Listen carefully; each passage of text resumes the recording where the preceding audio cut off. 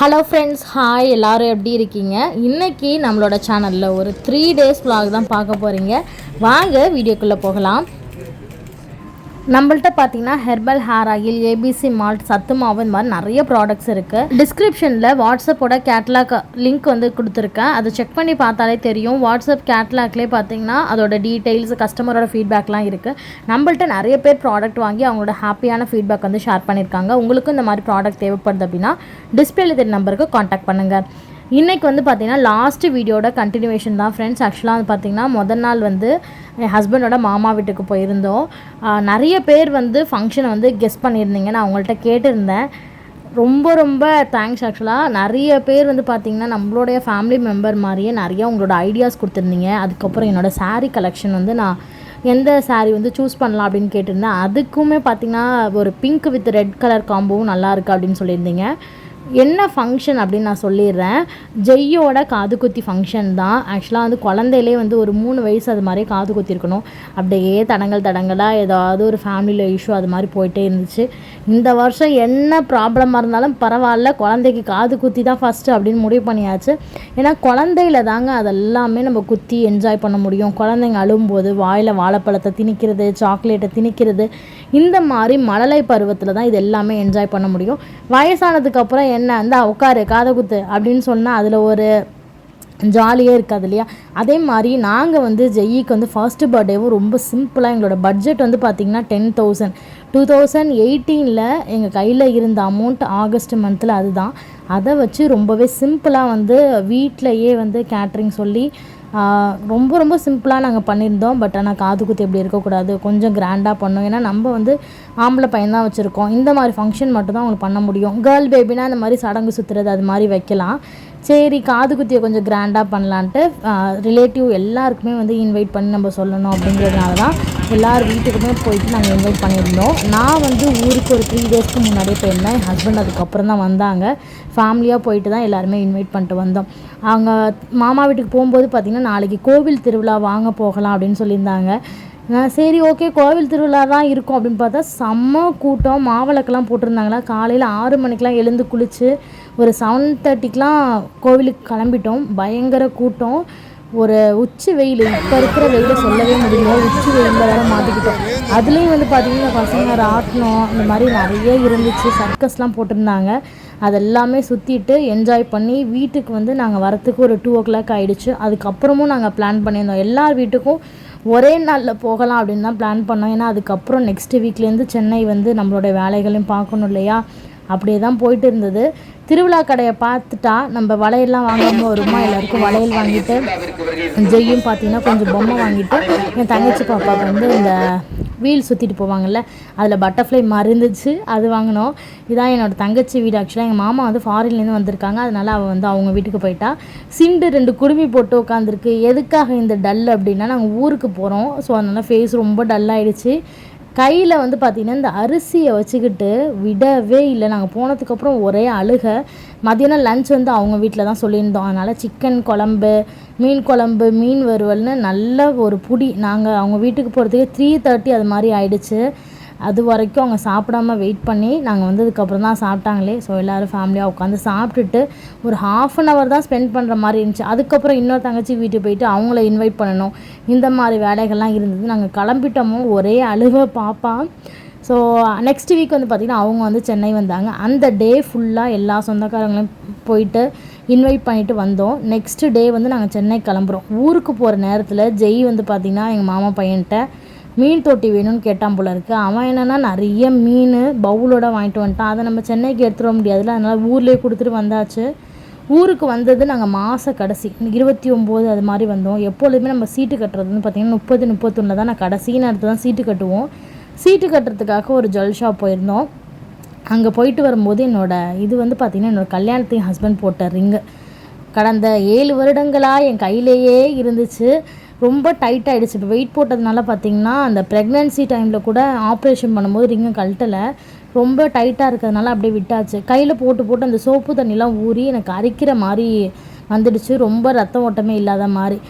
சடனாக தான் இது மாதிரி வலிக்குது ரொம்ப அப்படின்னோம். அப்புறம் கடையிலே வந்து கட் பண்ணிவிட்டு என் ஹஸ்பண்ட் வந்து ஒரு ரிங் வாங்கிக்கோ அப்படின்ட்டாங்க. 2 கிராம் தான் அந்த ரிங்கு. அதே மாதிரி 2 கிராம்லேயே ஒரு ரிங்கு பார்த்துடலாம். ஏன்னா இப்போ தான் சீட்டு கட்டியிருக்கோமா, ஸோ பட்ஜெட்டும் இல்லை. அதனால் 2 கிராம் ரிங்கில் வந்து 2 செலக்ட் பண்ணி வச்சேன் ஃபைனலாக. என் ஹஸ்பண்ட் வந்து ஃபைனலாக வந்து பார்த்திங்கன்னா இந்த ஹார்ட் ரிங் தான் வாங்கி கொடுத்தாரு. அதுக்கப்புறம் நான் இந்த மாதிரி ஸ்ப்ரிங் ரிங் கேட்டிருந்தேன், ஒரு 4 கிராம்ஸில் இருந்தால் சொல்லுங்கள் அப்படின்ட்டு. அவங்களாம் எடுத்துகிட்டு வந்தது எல்லாமே டைமண்ட் ரிங்கு.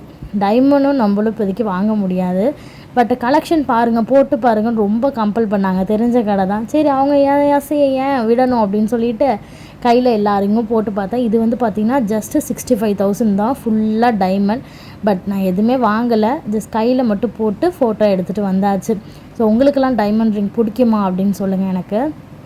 அதுக்கப்புறம் என்ன, அடுத்த நாள் வந்து ஆஃபீஸில் வழக்கம் போல் வேலை தான். ஹெர்பல் ப்ராடக்ட்ஸ் எல்லாமே வந்து ஸ்டாக் அவுட் ஆகிடுச்சு. எல்லாத்தையுமே வந்து ஃப்ரெஷ்ஷாக ப்ரிப்பேர் பண்ணணும். மற்றபடி ஃபுட் ப்ராடக்ட்ஸ்லாம் வந்து பார்த்திங்கன்னா சேம் டே டிஸ்பேச்சிங்னா அன்றைக்கி தான் ஆர்டர் அரைப்போம். அப்படி இல்லைனா நெக்ஸ்ட் டே அரைச்சி 2 நாளில் எல்லாத்தையுமே வந்து ஸ்டாக் கிளியரன்ஸ் பண்ணிவிடுவோம். ஹெர்பல் ப்ராடக்ட்ஸ்லாம் weekly once or weekly 2 times அது மாதிரி வந்து ஃபுல்லாக காய வச்சுட்டு அரைக்கிற வேலைகள் தான். ஒரு 7 நாள் கிட்ட ஊரில் இருந்துட்டு வந்தோடனே உடம்பு கொஞ்சம் மதம் தான் இருந்தது. பட் என்ன பண்ணுறது, சம்பாதிக்கணும், சாப்பிடணும், வீட்டை பார்க்கணும் இல்லையா. அதனால் நானும் எங்கள் வீட்டுக்காரும் அடுத்த நாள் வேலையை நோக்கி ஓடிட்டோங்க. எல்லாருக்கும் இப்படி தானே இருக்கும். மே மந்த்னா ஜாலியாக வந்து என்ஜாய் பண்ணுங்கள். நாங்களும் வந்து பிளான் பண்ணியிருக்கோம். என்ன இந்த வீடியோனா, நிறைய பேர் வந்து கெஸ் பண்ணியிருந்தீங்க ஜெய்யோட காது குத்தி, அதுக்கப்புறம் என் தம்பிக்கு கல்யாணமா, என் தங்கச்சிக்கு வளகாப்பா அப்படின்லாம் கேட்டிருந்தீங்க. ரொம்ப ரொம்ப தேங்க்ஸ். ஆக்சுவலாக அந்த கமெண்ட்ஸ்லாம் பார்க்கும்போது ரொம்ப ஹாப்பியாக இருந்துச்சு. ஜெய்யிக்கு தான் காது குத்தி. டேட் வந்து பார்த்திங்கன்னா June 2 வந்து பிளான் பண்ணியிருக்கோம். அந்த டைமில் ஊருக்கு போக முடியாதுன்ட்டு இப்போவே எல்லாேருக்கும் இன்வைட் பண்ணிட்டு சொல்லிட்டு வந்தாச்சு. மற்றபடி உள்ளது கொஞ்சம் தூரத்து சொந்தக்காரவங்களாம் ஃபோன் பண்ணிக்கலாம் அப்படின்னு சொல்லிட்டோங்க. இங்கே வந்து பார்த்திங்கன்னா ஹெர்பல் ப்ராடக்ட்ஸ் எல்லாமே வந்து ரெடியாக எடுத்து வச்சுட்ருக்கோம். இன்றைக்கும் ரொம்ப ஒரு பிஸியான டே தான். நாங்கள் ஊருக்கு வந்ததுக்கப்புறமா 2 நாளில் என் தங்கச்சி ஃபேமிலியோடு வந்துட்டாங்க. அவங்களுக்கு ஒரு வித்தியாசமான வேண்டுதல், வித்தியாசமானதெல்லாம் கிடையாது, நமக்கு கேட்கும்போது தான் அது வேடிக்கையாக இருக்கும். பட் அது சில பேருக்கு பக்தியாக இருக்கும்ல. எங்கள் மாமா வந்து தீவிர முருகன் பக்தர். அவர் ஃபஸ்ட்டு சென்னைக்கு வந்து வேலை எடுக்கும்போது லோடு வந்து இந்த திருப்போரூர் முருகன் கோவிலுக்கு தான் வந்தாராம் பக்கத்தில். ஸோ அப்போவே வந்து பார்த்திங்கன்னா அவங்களுக்கு நிறைய லக்கான விஷயங்கள் வந்து இந்த கோவில் மூலியமாக தான் கிடச்சிருக்கு அப்படின்னு சொல்லிட்டு அவரோட ஃபஸ்ட்டு பையனுக்கும் ஒரு 8 மந்த்தில் வந்து மொட்டை போட்டாங்க, ஃபஸ்ட்டு மொட்டை. அதே மாதிரி பாப்பாவுக்கும் இப்போது ஃபஸ்ட்டு மொட்டை வந்து பார்த்திங்கன்னா திருப்பூரூர் கோவிலில் தான்.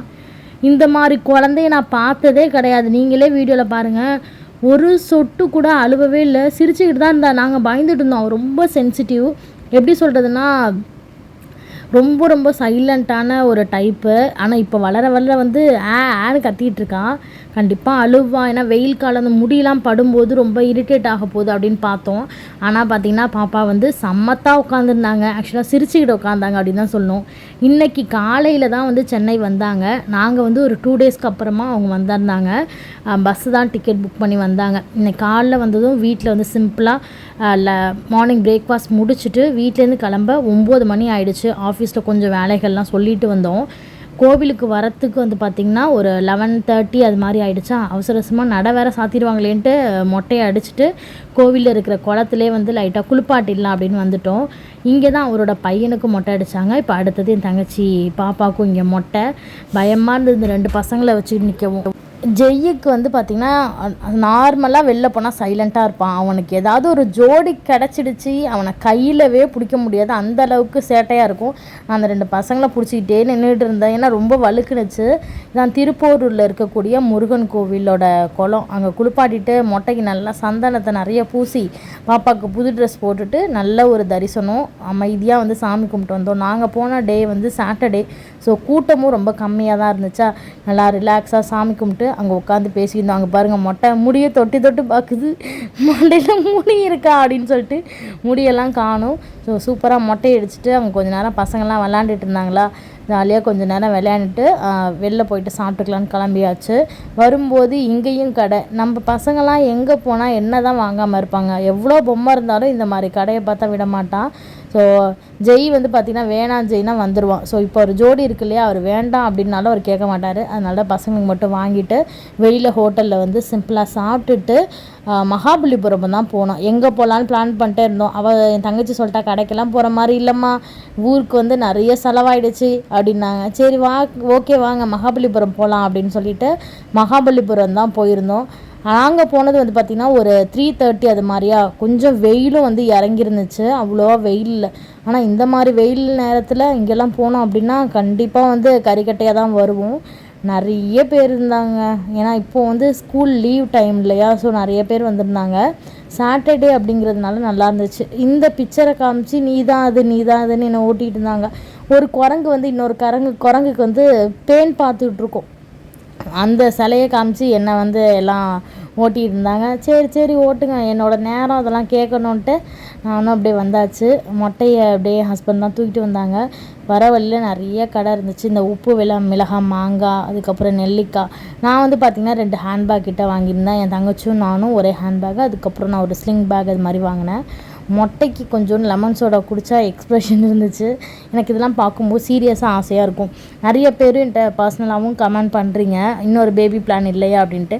ஆக்சுவலாக வந்து பார்த்திங்கன்னா கொஞ்சம் ஃபினான்ஷியல் பயம்தான் எனக்கு. ஏன்னா ஃபஸ்ட்டு குழந்தைய வந்து நாங்கள் ரொம்ப ஸ்ட்ரகிள் ஃபேஸ் பண்ணி தான் வந்து பெற்றோம்.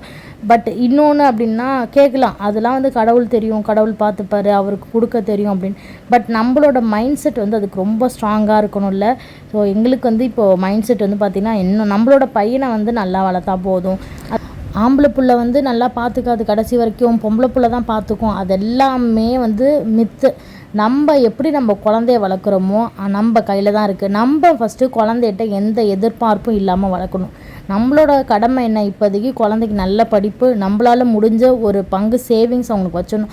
அதுக்கப்புறம் ஏன் அவங்க பார்த்துக்கிட்டா என்ன, பார்க்கலன்னா என்ன, அவ்வளோதான். எல்லாருக்குமே நாளைய நாள் வந்து நிச்சயம் கிடையாது. ஸோ அதை நோக்கி தான் நாங்கள் ஓடிட்டுருக்கோம். அது மட்டும் இல்லாமல் பார்த்திங்கன்னா எங்களுக்கு தெரியும், மேரேஜ் ஆகி வந்து பார்த்திங்கன்னா எந்தெந்த மாதிரி நம்மளோட ரிலேஷன்ஷிப் எப்படி இருக்கணும் அப்படிங்கிறத வந்து ஃபுல் பிளான் பண்ணி தான் நாங்கள் இருக்கோம். அதனால் நம்மளோட சந்தோஷங்கள் துக்கங்கள் எல்லாமே நமக்கு ஒரு பையன் அப்படிங்கிற போதும், அந்த மைண்ட் செட்டில் தான் நானே ஹஸ்பண்டுமே இருக்கோம். நிறைய பேர் சொல்லலாம் கண்டிப்பாக ஒரு துணை வேணும் அப்படின்ட்டு. துணை வேணும் தான், அது வந்து அவனுக்கு நாளைக்கு ஒரு கல்யாணம் ஆகி அவங்களோட சொந்தக்காரங்க எல்லாமே அவனுக்கு துணையாகட்டுமே, அதுவும் அவனுடைய சொந்தம் தானே. ஸோ அதுதான் வெரி ப்ராக்டிக்கலாக இருந்தோம் அப்படின்னு வச்சுக்கோங்களேன், எல்லாமே நல்லதாக இருக்கும். இப்போவே விலைவாசி பயங்கரமாக இருக்குது. இந்த பிள்ளைக்கு வாங்குறது நாளைக்கு அவங்களுக்கு வாங்கணும், இவங்களுக்கு சேர்த்துட்டோன்னு வச்சுக்கோங்க அவங்களுக்கும் அது மாதிரி சேர்க்கணும். நிறைய நமக்குள்ளே வந்து ஸ்ட்ரெஸ்ஸு தான் அதிகமாகும். ஸோ ஒரு குழந்தைக்கு நம்மளால் முடிஞ்ச வரைக்கும் நல்ல ஒரு கல்வியும், நம்மளால் முடிஞ்ச ஏதாவது சேவிங்ஸ் பண்ணணும் அப்படிங்கிற ஒரு ஐடியா தான் இருக்கட்டும். நம்ம என்ஜாய் பண்ணிட்டு போகிறோம், நம்ம வந்து சேர்த்து வச்சு நம்ம கொடுக்குறத விட இருக்கிறத வச்சு நம்ம என்ஜாய் பண்ணுவோம். நமக்கு மிஞ்சி தான் எல்லாருக்குமே. இந்த மோட்டிவ் தான் எனக்கு எப்பொழுதுமே. ஸோ நிறைய பேசிட்டேன் அப்படின்னு நினைக்கிறேன். கண்டிப்பாக டீட்டெயிலாக நான் இன்னொரு வீடியோவில் வந்து ஷேர் பண்ணுறேன். பேபி பிளான் அப்படிங்கிறது வந்து பார்த்திங்கன்னா அது பர்சனலாக அவங்களோட ஹெல்த்தை பொறுத்து தான். ஸோ பி ப்ராக்டிக்கல் அப்படின்னு யோசிங்க. மற்றவங்களாம் சொல்கிறாங்க, நமக்கு ஐடியா இருக்கா என்னன்ட்டு, நீங்கள் வந்து கரெக்டாக டெசிஷன் எடுத்து நெக்ஸ்ட் ஸ்டெப் கொண்டு போங்க. மகாபலிபுரம் முடிச்சுட்டு அன்றைக்கே ஊருக்கு போகிறேன்னு சொன்னாங்க. ஒரு தடவை கன்வின்ஸ் பண்ணி நாங்கள் வந்து பார்த்திங்கன்னா அப்படியே திருவான்மையூர் பீச்சுக்கு அழைச்சிட்டு வந்து கொஞ்சம் நேரம் என்ஜாய் பண்ணிவிட்டு, அங்கே ஃபுட் கோர்ட் இருக்கும், சூப்பராக வந்து ஸ்நாக்ஸ்லாம் இருக்கும், அப்படியே சாப்பிட்டுட்டு வீட்டுக்கு வரத்துக்கு 10 மணிக்கிட்ட ஆயிடுச்சு. மறுநாள் சண்டேயா, செம்ம சூப்பராக வந்து சண்டேக்கு வந்து நான்வெஜ் பண்ணியிருந்தோம். கண்டிப்பாக டீட்டெயில் வீடியோவில் நாளைக்கு நான் ஷேர் பண்ணுறேன். பாய், டேக் கேர், தேங்க்யூ ஃபார் வாட்சிங்.